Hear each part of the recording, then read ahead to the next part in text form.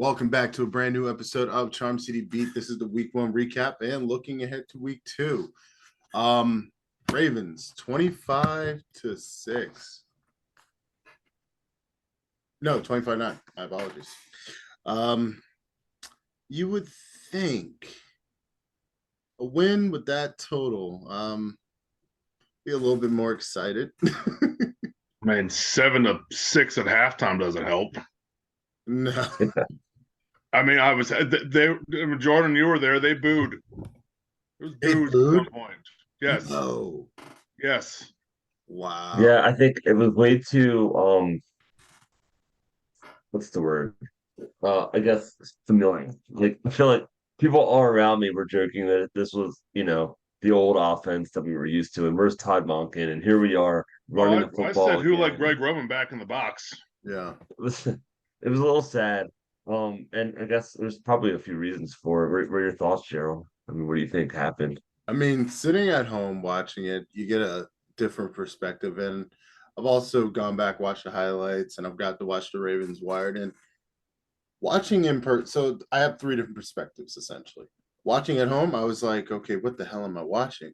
It literally looked like Ross said, Greg Roman's back, but we have OBJ, so kind of looks better. No, that first half was absolutely abysmal, and it can be attributed to the fact that Lamar didn't play in the preseason. A lot of starters actually didn't play. The defense, on the other hand, looked great. Yeah, just left a lot. I expected a lot more at first half, but again, you could look at that first half as a preseason game. Yeah, I don't know.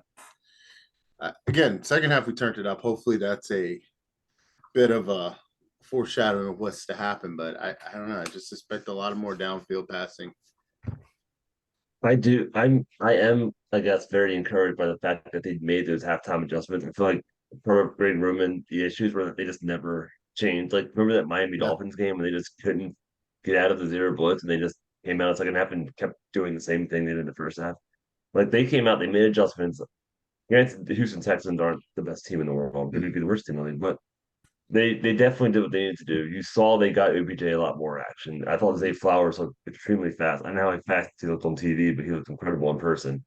It's I think that they put down the stones that they're going to use going forward.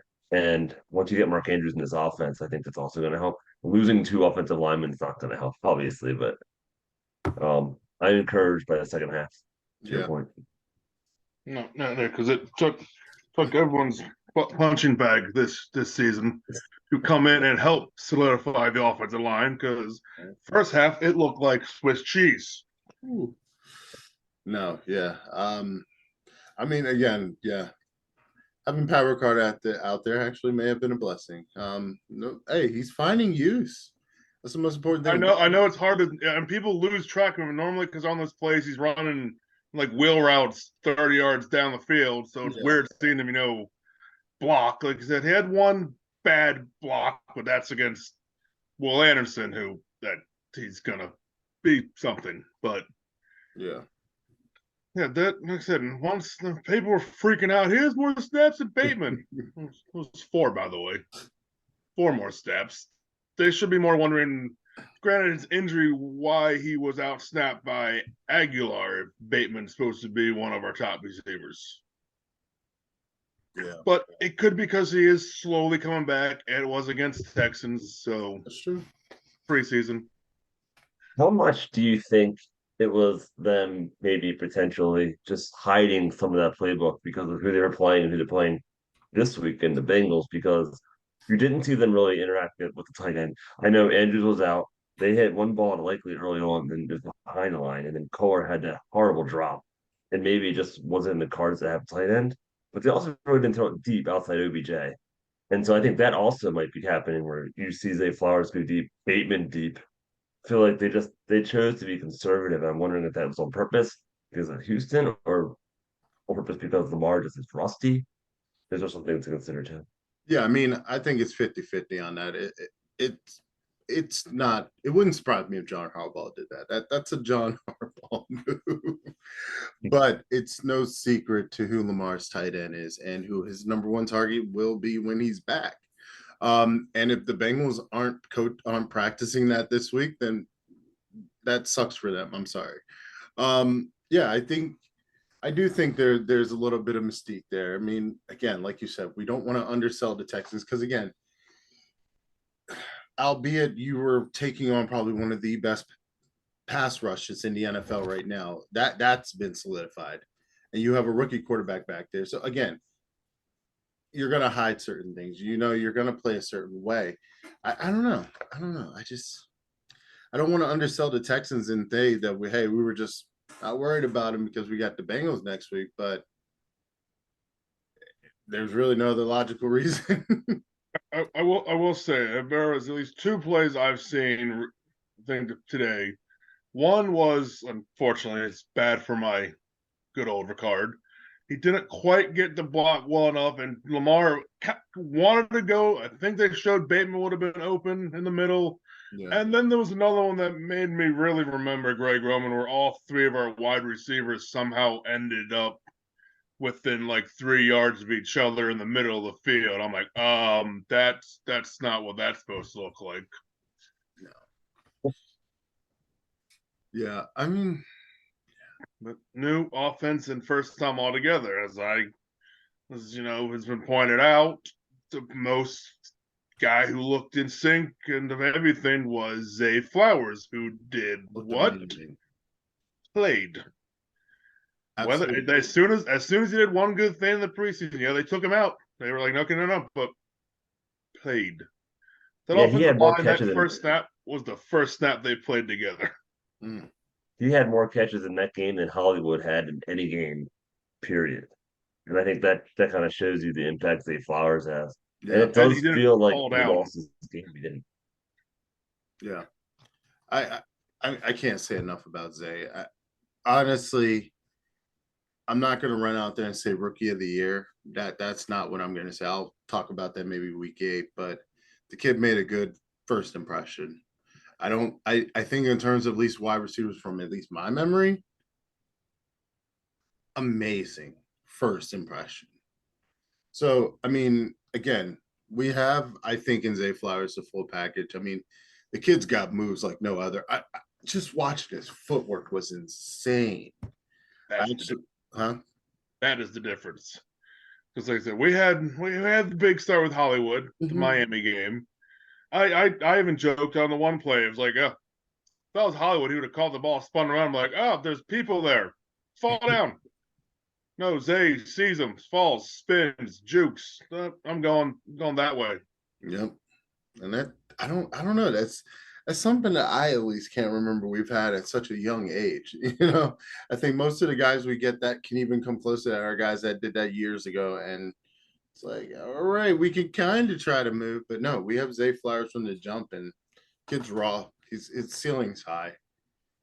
Keep healthy, and in this new offense, hopefully we see the evolution take place next, on Sunday. But I'm high on this kid. I'll be real with you. I'm very high on him. Let's talk about the defense for a second. Holy shit. Again, you talk about a defense that smelled blood in the water. Again, I have high confidence CJ Stroud will be a half decent quarterback if they build a team around him. Again, this is the Texans, so we never know. But if they do finally decide to build a team around the kid, he could have a pretty good career. But man, trial by fire taking on that pass rush. What? Yeah, and I love the fact that our linebackers, and you kind of saw it coming because of the way the Texans offense is built, but Roquan and Patrick Queen had a game. I mean, combined 30 tackles, 2 sacks, pass deflection. And both their sacks kind of bookended the football game. Patrick Queen's set the tone. They got that third down. They got the fourth down flag, got the ball back, Yep. and then big old hit. And then end of the game, Roquan's sack sort of ended it for them and kept the Ravens at their half of the field. Tremendous effort by them and the kind of set the tone for the whole defense. Yeah. You see, PQ got selected for random testing. It's like, you never played that great. What's in your system? So, Pretty sure he said he just tested not long before that. Yeah, no, you did something. Now, now his pre-workout was just on 10. I mean, again, you talk about a guy playing for a contract. You're going to leave it all on the field. It's great to see that. If we get that 18 games or 17 game, however many games it is now, if we get that this year, oh, that's incredible. If we get And I him, thought the secondary. Yeah, sorry. no, continue. I'm sorry. No, I was saying the secondary held up. I think that's a lot had to do with CJ Stroud not, being able to push the ball downfield. The guys that we never even heard of, but we're gonna need that play this week against Joe Burrow. And Yeah, I'd like to see the pass rush on the edge be a little better, personally. yeah. No, for week one, I think they did a half decent job. They'll expand on that. They'll get more exotic with the blitz packages. I think Ojabo, we've been waiting for him, and he showed up. Strip sack? Are you kidding me, bro? I Come on. think that is going to unlock him for this season. He was like, I can do this Yeah, because me with a lot of other experts were kind of concerned. Like, you look good at camp, and then every preseason game, you just are kind of like, where'd you go? yeah. And now he had a strip sack in basically his second back-to-back NFL games. He's like, oh yeah, I can do this. And this is another example. I'm sure there were a lot of people. I mean, I'm sure the camps were going both ways. Like, wow, the Ravens got made a steal, and there was also people like, this guy's injured. Why are we taking a chance on him? Why are we going to waste bench space on a guy that's injured? And this is why. The Ravens, if you look at their history, they have a very big history of taking chances on people. What's his name? Voorhees. Right now, he he's on the team technically, right? Yep, he's on the IR. Yeah, he's on IR, but they know they have a potential Ojabo on the offensive line. It's the same principle, and I do love that. I love that, and of course we had to wait for him, but he was well worth the wait. I want to see him get after Joe Burrow again. Let's go. Do you feel like the Ravens might do it a little too much? Like, I feel like Owe, no sacks his last year at Penn State, super raw. They took a flyer on him in the first round. Patrick Queen played one season of football really for LSU. Wow. He really played well down the stretch, but I feel like these guys they're finally blossoming. Patrick Queen this year finally, and Owe hopefully he did really well in the playoffs last year. But I'm wondering how much Jerome is getting too smart for themselves and passing maybe on guys they probably should be taking in the hopes of getting like some diamond in the rough. Yeah, I think that's 100%. I do think there's a overdoing it. PQ, we did have to go get Roquan, and I mean, I think from the jump we probably should have had a Roquan person in there while PQ was a rookie. Honestly, to be honest with you, I having him out there as our number one inside linebacker for those last few years, it was like he could use some help. And once we got help, look what happened. Oh wait, yeah, I don't know. Ross, you're still wearing the jersey. I'm wow. Good That's for you. Michael McCrary, man. Hey, his didn't show, but if you add the game, you could he was back, he was making moves. He was there. He just Oh yeah, yeah. like I said, he was chasing. The whole front line had them was on the run. They just different moves. I mean, like I said, he didn't get a sacks, but he did that at Penn State, and maybe he's just going to be that guy. He's just chase him down. Maybe not get the sack. I think that's Ojabo's job now. Yeah, Oh wait, chase him into Ojabo. yeah. I mean, I guess if you think about it like that, I mean, we do have Clowney, so that helps a lot, and it did. 24, Ross's favorite number. Oh man, no, I mean, I look at those guys. You got Tyus coming back eventually. How long? What's his window? I think he's that guy that can come back Week in like 5. November Okay. time frame. Oh, because he's an IR. Okay, yeah, Him, Mitchell, they're all like the week 5 yeah. area. Hopefully, well, let's talk about the injury report. Um, Crushing injury to J.K. Dobbins, Achilles tear. Oh man, I strongly believe this is the last time we will see him in a Ravens jersey, without a question. I sadly don't think he will be back with us. To have an ACL injury and then an Achilles tear, you can't trust your legs. That's I don't know. I hope for the best. I hope that he comes back and he can have a career one day. But there's a reason they didn't pay him, unfortunately. I kind of thought about it, and I read at some point today. They'll probably go and be like, here's a 1-year deal, real low, full of incentives, get you up there somewhat. If you want it, okay, you can go see what happens. Will this be here when you come back? It depends on how long you look. Yeah. Because that's just as an organization, that is something we will do. We will give him a tear. We'll give you one more shot. Whether you get here with us after this or not, who knows? Maybe you find out, hey, Yeah. Cam Akers came back 6 months from an Achilles, and he's playing right now. He didn't have an ACL beforehand, but it would not surprise me, though, if he isn't back. But I could see them doing here. Here's something small. Yeah. Yeah, it's a blow to the offense. I mean, I think of all the players you can lose on offense, he's one of the ones that you're like, might be okay losing because running back is such a weird position right now in the NFL, but you could see how productive he was early on. He had that really awesome touchdown that put the Ravens up. And I just feel like losing him, you lose that major weapon that would have put the Ravens offense over the top, I think, by midseason, as far as a guy that can catch the ball, who can run the ball, he's shifty, he's really good, and there's that nose for the end zone. And so but mostly just feel really bad for him and his family. And, everybody is friendly me just because you know how hard he worked to get to the NFL and how Yep. hard he worked after he got hurt the first time. And then the complications last year. And then obviously he's unhappy with his contract, and it's just the way business is. But then to have this happen, it's like gut punch. Like you could just feel it rippling out when the news kind of hit and people were kind of opening their phones in the stadium and they're all like, "Hey, did you see this?" And everyone's like, "Oh, are you kidding me?" Because it Yeah. wasn't that kind of an injury where he kind of just laid down. He got up and kind of walked off. And I think on TV you can probably see a little better. Yep. I didn't really notice it at the Yeah. game really. I didn't see him leave the field, and I didn't even notice him disappear.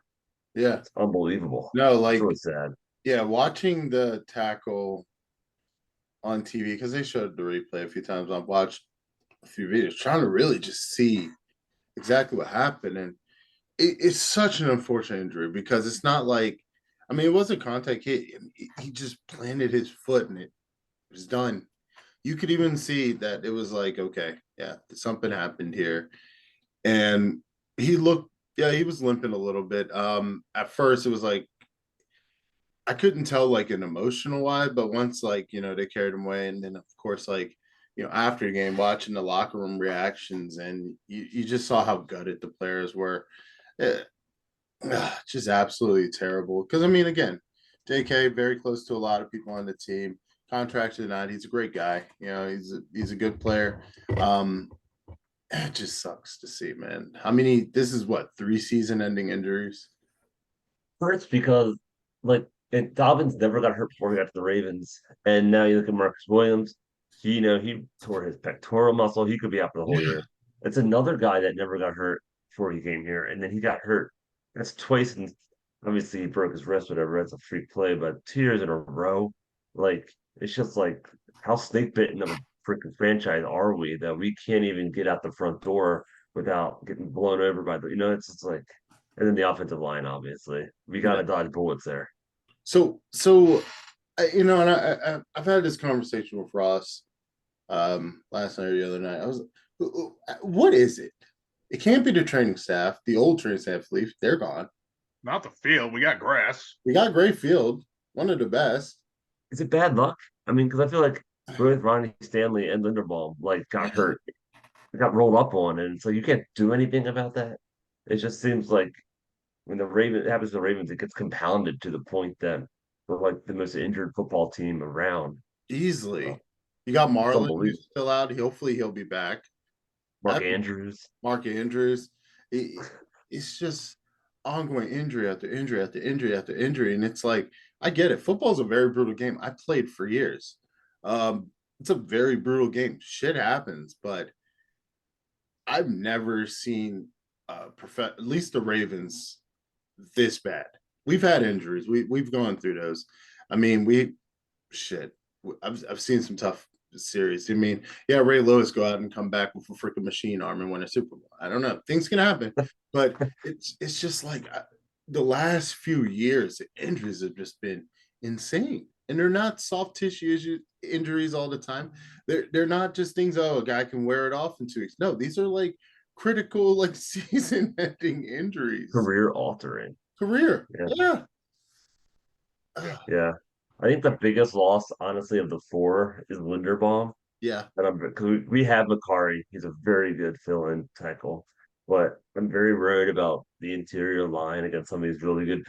Cam Hayward got hurt for Pittsburgh. He's out for I think the year. So like that's good for the Ravens. The fact that that's an interior lineman that won't be Yeah. playing against us, but hopefully he's not out long. Harbaugh said week to week, but he's also a guy that's only Perriman was going to be back in 15 days, and he never came Yeah, back. we've heard week to week before.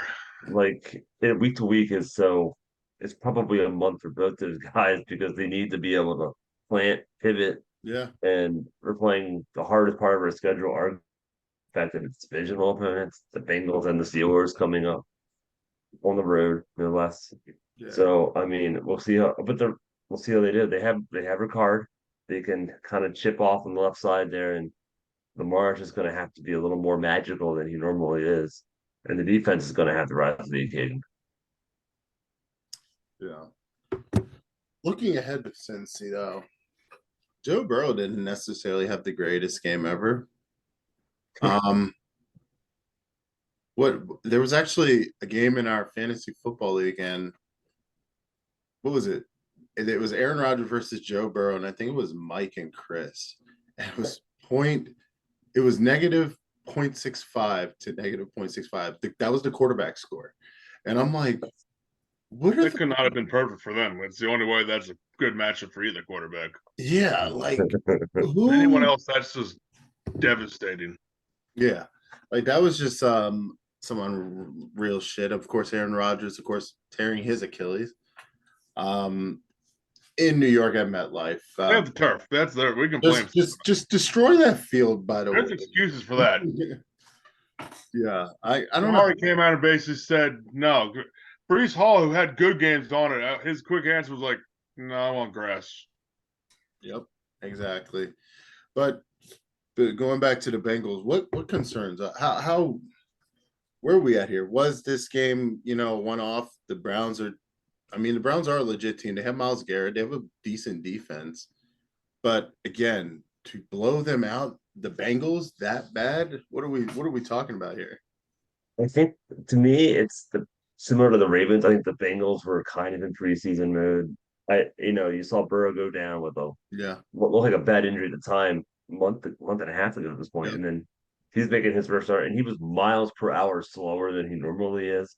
And so the Browns shifted up their philosophy instead of playing softer. They bull rushed the quarterback, and they wanted to see how mobile he was, and in fact, he was not mobile. And it led to T. Higgins having 0 catches. Chase did not have a good football game. I think they had 82 yards of total offense. This is a horrible game. And I do think that they're going to bounce back. It'd be kind of foolish to think they're going to continue to be a bad offense when they're probably the best offense in football. And so the Ravens should be ready for that. But I also think on the flip side, the Ravens are going to bounce back offensively too. And I think we're going to see a higher score. I think both defenses are going to get after it because both defenses are healthy for the most part. The Ravens secondary isn't as healthy, but I think the Ravens top front seven is going to be the difference in this football game. Yeah. I mean, if they don't play well, they're not going to win. And so that to me is the X factor there. Yeah, I think with the Bengals shoddy line as is, that front seven, and we already see how charged up they are. I don't think that ball is going to stop. They're going to keep going. Speaking of the front seven, before we go on to our next segment, Matt Abike. Did anybody know he was that fast? Had no idea. Yeah. Chase That play was wild live. Let's see. I can only imagine how awesome that was to see live. I mean, just watching on TV, it was like Matabike. It's at 92. Holy shit! I love enjoying. I surprisingly love watching Brandon Stevens play the wood twice live. Yes. Mm. Okay. Like someone else mentioned, we got hitters again. We got some serious Queens, Sack, pitchers. Kyle Burton. Hamilton can lay the wood too. He had a hit early Ooh. on in that game. He actually got hurt doing it, I thought. Yeah, But like I saw that. he loves to get. I think he's a much better player in the box. I don't know what the Marcus Williams injury is going to do to his versatility. I still think they put him in the box and they put Stevens up high when Marvin Humphrey comes back. I think that makes you just a better football team. But I do, so we'll see. And they also went out and they got that cornerback from Oakland. We'll see how that goes. Yeah. Let's not sleep on a Darius Washington either. Mm. He'd play. I think I saw he played a majority of the inside most of the game. Obviously, with Williams going down, they probably had to panic and had Hamilton back more. But Yeah. yeah, let's not forget Mike McDaniels. He's not done bad against. He had the few straight. He does pretty good against him. Granted, it would help if he had Humphreys, who did not participate in the practice again today. That's All concerning. all the surprising ones didn't. Andrews was limited again, still with the quad. I'm really hoping he's just resting. Yeah. Probably. I don't think he's one of the few who doesn't even practice. It is encouraging that when Marlon Humphrey does come back and Rockford is coming back also, that this secondary actually is going to have some incredible depth because these guys have all played. It's just not just backup, it's backup with experience. Yeah. And that's actually going to be awesome to have down the stretch. And they just got to figure out safety, which is, of all the defensive back positions, I think free safety is the one position you can fill the easiest. Gino hasn't done bad anytime he's had to fill in for Marcus. Mm. His time when he had to leave and then we brought him back, he learned how to play football somewhere in there. Yeah. He did not seem to know how to do that when we drafted him. It's called experience. But going across Ravens Walk to Camden Yards. Hold on one moment. Yeah, so the Orioles right now, as of Monday, and they have beat every team in the MLB at least once in one season. Never has that been done before because this is also the first time a team had such an opportunity. But again, we're talking midway through September, looking at October right around the corner. You have a victory on any single potential opponent you could be playing in the playoffs up to the World Series, which is a legitimate possibility right now. That's got to be a great feeling. Yeah, they are 2 games up on the Rays heading into a pivotal weekend series that's going to conclude on Sunday while the Ravens are playing the Bengals. But like to me, that this series with the Rays is going to define this season. If the Orioles can just split it, they'll be in tremendous shape because the Rays aren't jumping up at all, and then they're going to be chasing the rest of the week, rest of the year. And they get the tiebreaker. They just brought up Heston Kjerstad, the number one pick for the Orioles a few years ago. Big time lefty bat to replace Mountcastle. He felt a pop in his shoulder Wednesday night, which is unfortunate Yeah. for him. That sounds like he's out for the year. I think the Orioles are in really good shape. The pitching staff's been incredible. Means came back, gave up 3 runs in his debut. The Orioles' first time pitching over 500 days. So lots to love here for the Orioles, who continue to be the best team in the American League probably Yep. since mid-May. Hands down.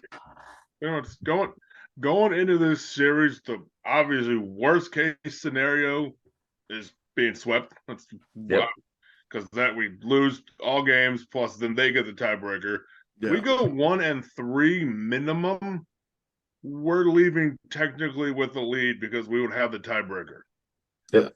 And I read that we could possibly start talking playoff clinching Friday. Oh, wow. The right number of teams winning, losing, that weird magic number. But I think that's like the least likely scenario, but we can clinch no sooner than Friday. Speaking of which, Friday is the Adam Jones night. Or turned into the ballpark to retire his number, retire. How poetic would that be? And we'll all be there. We're all going to be there. It's going to be a great night. Friday night at the ballpark is always a good vibe. especially mid-September, when baseball actually still matters. It's been so long since we had September baseball actually matters that it's just so exciting. It's Sold gonna out. be in the Yeah, it's gonna be the low 70s, high 60s, I think, by the time first pitch happens. Mm, Then by the time the game ends. When the last time the Orioles won the division, 2014, Adam Jones at the heart of that lineup. So I think it's gonna be fitting to have him back. yep. He's probably gonna be shooting water again out in the outfield. Hopefully they give him a yeah, I mean, hopefully it's gonna be a really good game. I'm Yeah, excited for it. I am. As someone, and I remember I was talking to Ross about this too. Adam Jones is what really brought me back to baseball in my college years. I got really into it, bond with my granddad over baseball.